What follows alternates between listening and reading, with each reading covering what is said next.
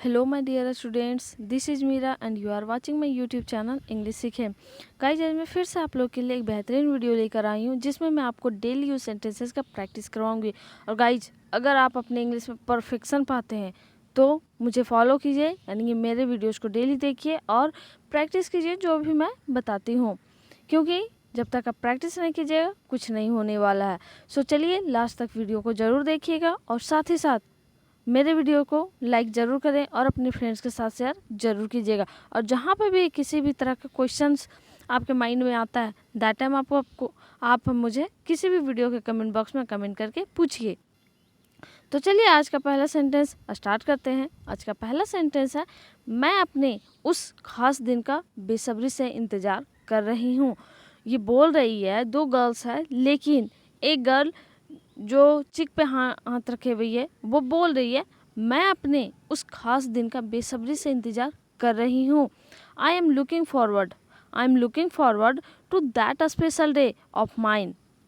I am looking forward to that special day of mine, यानी कि मेरा जब भी हम लास्ट में यूज करते हैं तो हमें हमेशा माइन, आवर्स, ये टाइप से हमें मतलब यूज करना चाहिए। और ये बोला जा रहा है, यहाँ पे ये बोल रही है आई एम लुकिंग फॉरवर्ड, यानी कि मैं, जो फॉरवर्ड कहने का अर्थ क्या होता है, आगे के दिन, आगे का, फॉरवर्ड मतलब होता है आगे। तो यही यहाँ कहने का मतलब है, I am looking forward to that special day of mine, यानी कि मैं उस खास दिन का बेसब्री से इंतजार कर रही हूँ। जब मैं अपनी पढ़ाई पूरी करके वापस इंडिया चली जाऊंगी, ये आउट ऑफ इंडिया गई हुई है और उसी के बारे में बोल रही है। जब मैं अपनी पूरी पढ़ाई करके, यानी कि अपनी पढ़ाई पूरी करके वापस इंडिया चली जाऊंगी। When I will go back to India, when I will go back to India after completing my studies. Guys, सीखना और सिखाना कभी इंड नहीं होता है, यानी कि आदमी बोला जाता है ना, मरते दम तक कुछ ना कुछ चीज़ सीखता ही है, लेकिन एक लिमिट होता है। जैसे कि बहुत कोई कोर्सेज करते हैं, उस कोर्स के बारे में बोला जा रहा है कि जब मैं इसकी पढ़ाई हो जाएगी उसके बाद ये इंडिया वापस चली जाएगी। When I will go back to India, यानी कि यहाँ पे फ्यूचर का बात किया जा रहा है, फ्यूचर इंडेफिनिट टेंस का बात किया जा रहा है, जिसका बनाने का स्ट्रक्चर होता है सब्जेक्ट प्लस सैलिएबल प्लस V1 प्लस ऑब्जेक्ट। तो गो बैक मतलब वापस जाना, बैक मतलब वापस होता है, लेकिन गो बैक वापस जाना। When I will go back to India after completing my studies, यानी कि मैं अपनी पढ़ाई करके वापस चली जाऊंगी। मैं अपना खुद कारोबार शुरू करना चाहती हूँ। मैं मतलब यहाँ पे कहने का मतलब है मैं अपना खुद का कारोबार शुरू करना चाहती हूँ। I want to start my own business.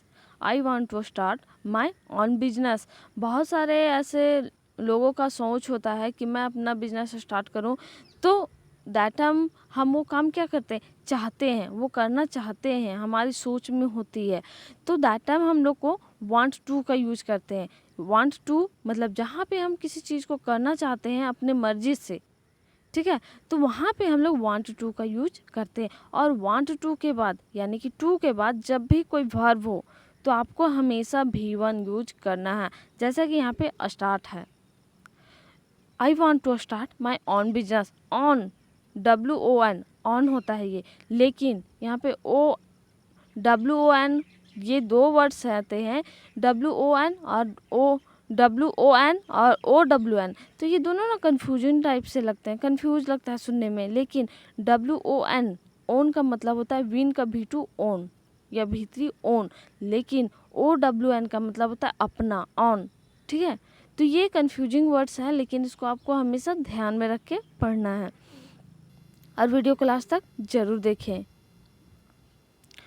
और दादाजी से किया हुआ वचन भी पूरा करना चाहती हूँ। ये अपने ग्रैंडफादर से कुछ प्रोमिसेस करती है, प्रॉमिस उसी के बारे में बोल रही है। And I also want to fulfil the promise I made to grandfather. Made करने का मतलब है यानी कि प्रॉमिस करना, मेक प्रॉमिस, ये हम बोलते हैं ना, मुझे प्रॉमिस करो, तो यहाँ पे ऐसे ही मेक का V2 मेड किया गया। क्यों? क्योंकि ये पास्ट में बात किया जा रहा है, पास्ट में की हुई है वादा, तो इसे बोल रही है। And I also want to fulfil the promise. Fulfil कहने का मतलब है पूरा करना उस चीज़ को। जैसे हम बोलते हैं ना, मैं तुम्हारे मतलब जो भी ज़रूरत है या फिर जो भी डिमांड्स है वो मैं पूरा करूँगा, I will fulfil your demands. तो ये ऐसा ही बोलते हैं, I will fulfil your demands बोलते हैं वैसे ही। And I also want to fulfil the promise I made to grandfather, यानी कि यहाँ पे पास्ट की बात किया जा रहा है फिर से, जो मैं दादाजी से वचन की हूँ, यानी कि पास्ट में क्या हुआ है, तो इसलिए यहाँ पे मेक का भी टू मेड यूज किया गया है। लेकिन मेरे अनुसार तुम्हें जॉब करना चाहिए, कारोबार नहीं। ये जो कोई दूसरा व्यक्ति है जो इसे बोल रहा है समझा के, मतलब एक तरह से बोल रहा है, लेकिन मेरे अनुसार तुम्हें जॉब नहीं कारोबार करना चाहिए। But according to me you should do job not business. But according to me यहाँ कहने का मतलब है मेरे अनुसार, यानी कि मेरे मुताबिक, इस टाइप से हम बोलते हैं ना, मेरे मुताबिक ये अच्छा नहीं है, according to me this is not good.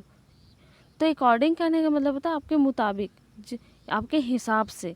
तो but according to me you should do job not business, यानी कि ये बोल रहा है मेरे अकॉर्डिंग तुम्हें जॉब करना चाहिए, बिजनेस नहीं। शुड का यूज वहाँ पे करते हैं जहाँ पे हम किसी को चाहिए, यानी कि सलाह देते हैं या फिर जो काम करना चाहिए हम खुद में बोलते हैं। दैट हम आपको सीधा सीधे समझना है कि आपको जहाँ पे सलाह देते हैं, किसी को एडवाइज करते हैं, दैट हम आपको अकॉर्डिंग मतलब शुड का यूज करना चाहिए। But according to me you should do job not business. मैं एक लड़की हूँ इसलिए आप ऐसा बोल रहे हैं ना। हम लोग भी बोलते हैं, कुछ ऐसे वर्क्स होते हैं दैट टाइम बोला जा रहा है कि तुम लड़की हो, ऐसे मत करो, वो मत करो, ये मत करो।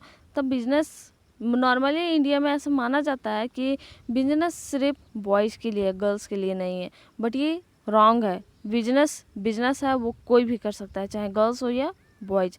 तो यहाँ पे यही बोल रही है, मैं एक लड़की हूँ इसलिए आप ऐसे बोल रहे हैं ना। I am a girl so you are saying like this isn't it. जहाँ पे हम लोग बोलते हैं एक तरह से क्वेश्चन करने के जैसा, हम पूछते हैं ना, तुम ऐसा इसलिए बोले क्योंकि मैं, मतलब जहाँ पे हम लोग क्वेश्चन करते हैं, क्योंकि मैं पढ़ती नहीं हूँ इसलिए तुम बोल रहे हो ना। तो यहाँ पे बोल तो रहे हैं, हम खुद आंसर टाइप से बोल रहे हैं, लेकिन एक तरह से हम क्वेश्चन उससे पूछ रहे हैं। तो वहाँ पे हम लोग इजंट इट या फिर जो भी हेल्पिंग वर्ब होगा उसको ही हम लोग नेगेटिव में करके बनाते हैं। आई एम अ गर्ल, मैं एक लड़की हूँ, सो इसलिए, you are saying like this, यानी कि इसलिए आप ऐसा बोल रहे हैं, यहाँ तक आएगा। लेकिन न का भी ट्रांसलेशन होता है, वो होता है isn't it. I am a girl so you are saying like this isn't it. मैं अपना कारोबार शुरू करके आप लोगों की मदद करना चाहती हूँ।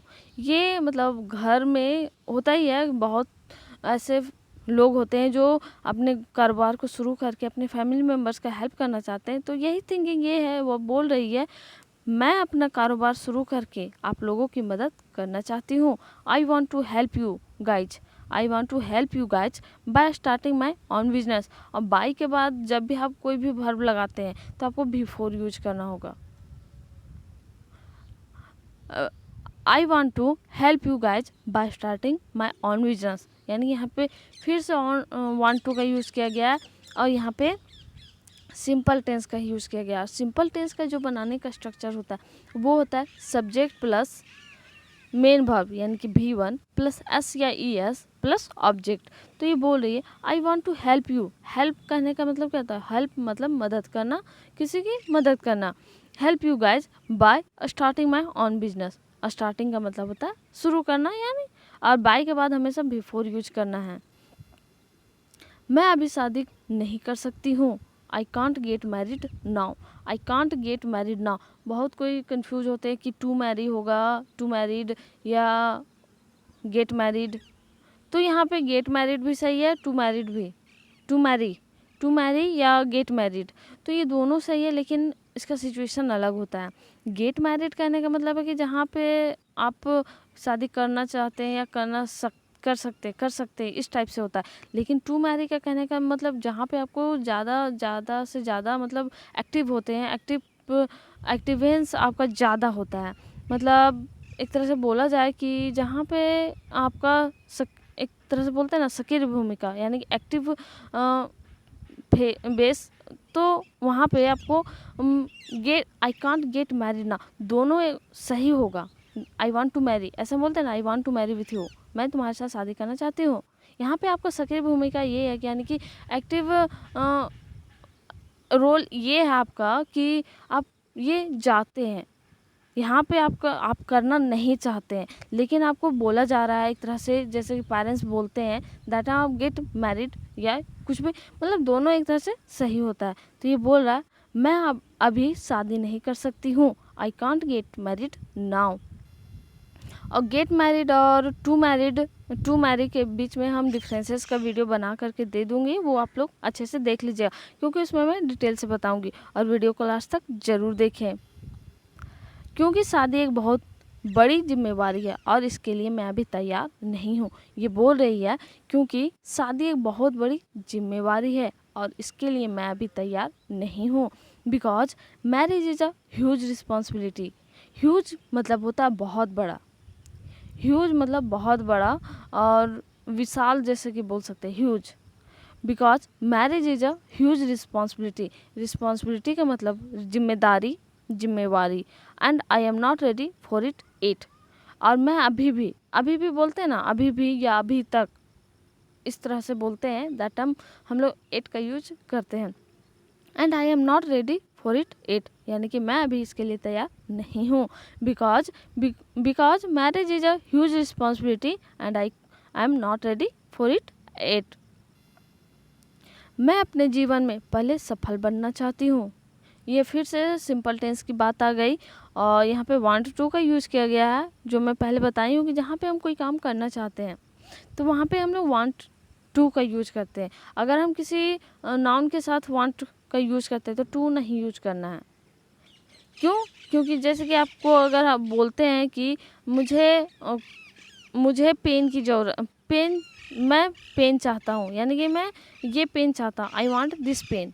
या फिर अगर आप शॉप में जाते हो या फिर कहीं पे तो आप बोलते हैं मुझे ये चॉकलेट चाहिए, आई वांट दिस चॉकलेट ऐसे बोलते हैं। या फिर वहाँ पे आप आई नीड दिस चॉकलेट ऐसे भी बोल सकते हैं। लेकिन वहाँ पे ज़्यादा सूटेबल होता है आई वांट दिस चॉकलेट, क्योंकि आप चाहते हैं, वो चीज़ लेना चाहते हैं, तो यहाँ पे चॉकलेट। लेकिन अगर वही चीज़ आप बोल देते हैं आई want two by this chocolate, तो यानी कि मैं यह चॉकलेट खरीदना चाहता हूँ। खरीदने के बात आ गया यानी कि वर्ब, तो वहाँ पे टू लगाना है और उसके बाद V1 का यूज करना। सेम प्रोसेस ऐसा ही यहाँ पे I want to be successful first in my life. अब बी का यूज वहाँ पे करते हैं जहाँ पे कुछ बनना होता है, कुछ होना होता है, तो बी का मतलब बनना ही होता है। I want to be successful in first in my life यानी कि मैं अपने जीवन में पहले सफल बनना चाहती हूँ। तुम्हारी सोच बिल्कुल सही है, इसका दोस्त है जो बोल रहा है your thinking is absolutely right. Your thinking is absolutely right. यहाँ सिंपली बोला जा रहा है, जैसे हम बोलते हैं ना योर थिंकिंग इज गुड या योर बिहेवियर इज गुड, तो सिंपल जैसे हम बोलते हैं तो उस तरह से सिंपली यहाँ पे बोला जा रहा है your thinking is absolutely right. Absolutely का मतलब होता है बिल्कुल, बिल्कुल या निश्चित रूप से। तुम वही करो जो तुम चाहते हो, किसी और की बात मत सुनो। ये सही बात है, सुनो सबकी लेकिन करो खुद के मन की। लेकिन इसमें भी कभी कभी प्रॉब्लम्स आ जाती है, शायद ये आप लोगों ने भी फेस किया होगा। सुनो सबकी लेकिन करो उसी की जो सही लगे, चाहे हम हो या हमारे पेरेंट्स हो। मतलब बहुत ऐसे प्लेसेस होता है जो हाँ हम खुद होते हैं लेकिन नहीं करते हैं, लेकिन वैसा नहीं करना है। सुनना सबका है और जो सही लगता है वही करना है। यहाँ पे वही चीज़ बोला जा रहा है, तुम वही करो जो तुम चाहते हो, किसी और की बात मत सुनो। You do what you want, you do what you want यानी कि यहाँ पे बोला तुम वही करो जो तुम चाहते हो। सिंपल टेंस में है you do what you want, don't listen to anyone else. किसी और की बात मत सुनो, don't listen to anyone else. और लिसन और हियर का मैं डिफरेंसेस बताई हूँ मेरे वीडियो के प्लेलिस्ट में, मतलब जा करके आप देख सकते हैं कि डिफरेंसेस आखिर में है क्या। और डिफरेंसेस बहुत ही अच्छा है, जिससे आपको बहुत ज़्यादा फ़ायदा मिलेगा। और ऐसे ग्रामेटिकली मिस्टेक्स हो जाते हैं हमारे साथ, और अगर आप अपने इंग्लिश में परफेक्शन पाते हैं तो ऐसे पाना चाहते हैं तो ऐसे छोटे छोटे गलतियों को आपको सुधारना होगा।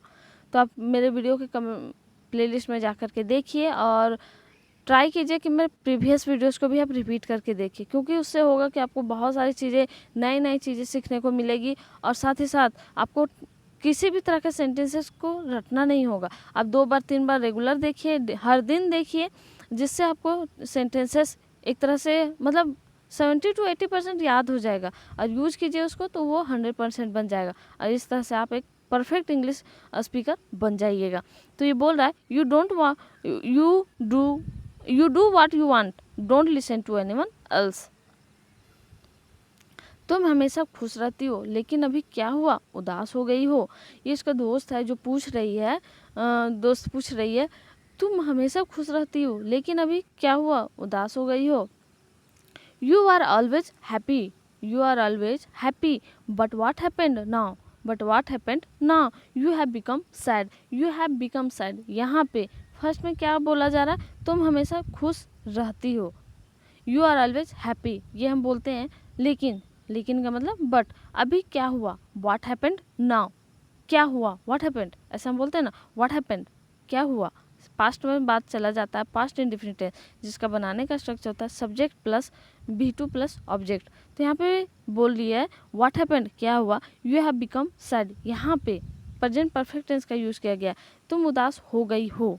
प्रेजेंट परफेक्ट टेंस यानी कि सब्जेक्ट प्लस हैव या has plus verb 3 plus object.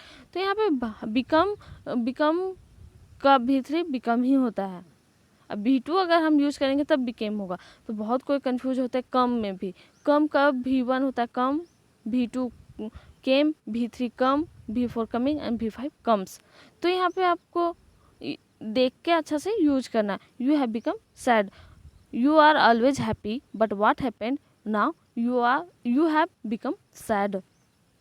Become का मतलब होता है होना। मैं भी अपने जीवन में बहुत सारी परेशानियों का सामना की हूँ। I have also faced many problems in my life, I have also faced many problems in my life. ये समझाते हुए उसे अपने दोस्त को बोल रही है मैं भी अपने जीवन में बहुत सारी परेशानियों का सामना की हूँ।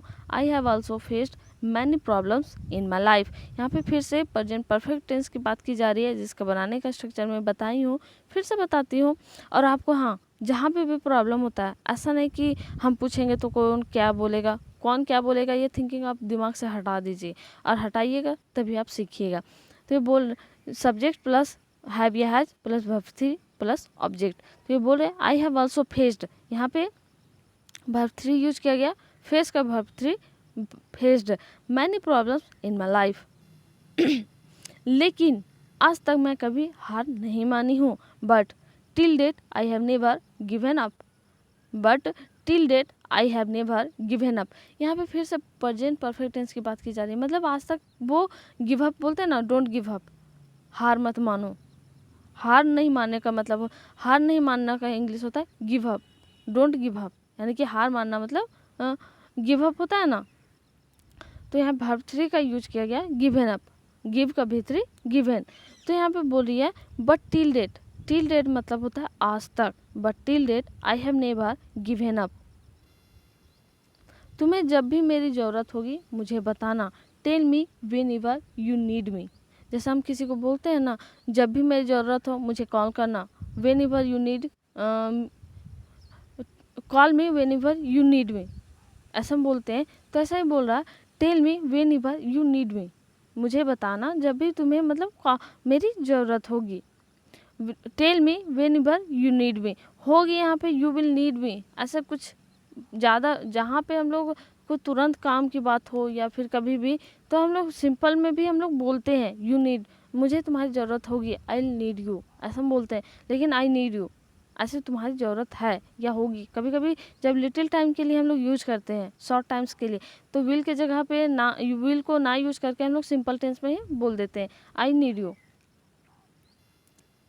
ठीक है, लेकिन अब मैं काम करने जा रही हूँ, okay, but now I am going to work. यहाँ पे कंटिन्यूअस टेंस का यूज किया गया है, present continuous tense. Continuous tense कहने का मतलब है जो काम हो रहा है।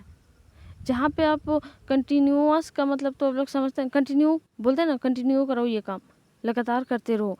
तो यहाँ पे कंटिन्यूअस का ही मतलब होता है कंटिन्यू, लगातार जो काम हो रहा है। ओके बट, ठीक है, ऑल राइट भी आप बोल सकते हैं, ऑल राइट या वेल, ठीक है जगह ओके, ऑल राइट ओके, या फिर वेल, ऐसा कुछ भी बोल सकते हैं। बट लेकिन, but now I am going to work, यानी कि जो प्रेजेंट कंटिन्यूअस टेंस का बनाने का स्ट्रक्चर होता है वो होता है subject plus helping verb plus V4 plus object. अब हेल्पिंग वर्ब में कौन कौन आएगा? हेल्पिंग वर्ब में आएगा इज, एम या आर। और आई के लिए एम का यूज करते हैं, यू या फिर दे या वी प्लूरल जो होते हैं उन लोगों के लिए हम लोग क्या यूज करते हैं? आर का। लेकिन जो सिंगुलर में फिर से आ जाता है ही, सी, इट या कोई नाम, तो वहाँ पे हम लोग इज का यूज करते हैं। तो आई के लिए आई एम का यूज करते हैं, तो यहाँ पे बोला जा रहा है okay but now I am going to work. चलिए गाइज, वो क्वेश्चन आज का सेंटेंसेस ख़त्म हुआ, लेकिन आज का पहला जो कल मैं दी थी क्वेश्चंस उसका ट्रांसलेशन बता देती हूँ और आप लोग मिलाइए। और जहाँ पे भी आपको मौका मिलता है प्लीज़ उसे आप यूज कीजिए। और साथ ही साथ जब भी आप बैठते हैं खाली उस टाइम या फिर जब भी मौका निकाल करके पढ़ा कीजिए और इस ट्रांसलेशन को आप ट्रांसलेट करके और वीडियो के कमेंट बॉक्स में कमेंट जरूर कीजिए। और जितना ज़्यादा हो मेरे वीडियोस को शेयर कीजिए, क्योंकि आप जितना लाइक शेयर एंड कमेंट करते हैं और ज़्यादा से ज़्यादा आप लोग कमेंट कीजिए, क्योंकि आप लोग को इससे लिखने की आदत हो जाएगा। और इंग्लिश एक तरह से बोलते हैं ना, जब तक आप लिखिएगा और बोलिएगा नहीं साथ में तो वो आपकी ज़ुबान पे नहीं आएगा। तो आप लोग प्लीज़ कमेंट करिए और बताइए कि कितना हद तक आपको सुधार हुआ है। और जो भी मैं बताती हूँ, जो भी करने बोलती हूँ, प्लीज़ कीजिए। मेरे प्रीवियस वीडियोस को भी देखिए और साथ ही साथ जो मैं सेंटेंसेस बताती हूँ उसको भी आप कमेंट कीजिए। तो चलिए, पहला सेंटेंस जो कल का था वो है, तुम मेरी बातों पर ध्यान क्यों नहीं देती या क्यों नहीं देते। Why don't you pay attention to my words.